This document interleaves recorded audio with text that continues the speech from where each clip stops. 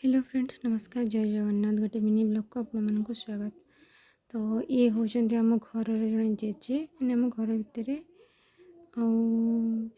आज देखा करने को जाइली जेहेतु से भी अवश्य हो गले तो घर को आसी जेहेतु मुझे देखा करने जाइली सहित किसी कथा होती और से भी कहते कि एवं बहुत कष्ट हो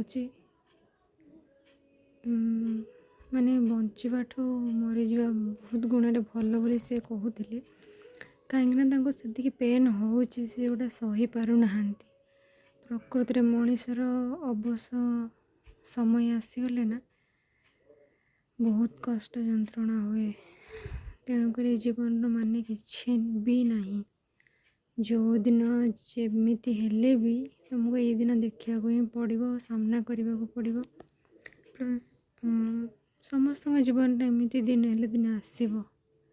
तेणुक गर्व अहंकार कि लाभ नहीं कारण गर्व अहंकार शेष परिणति ही हुए। मुझे कहती कि जितने दिन भी से अच्छा सुस्थ रुहतु आती दिन से एमती रोच मु भगवान को डाकबी कि से खुशी ही जीवन बीतंतु कि लाइफ रे शेष समय से आ किसी न भावतु न करंतु बस एति ही भावी और एति ही कह।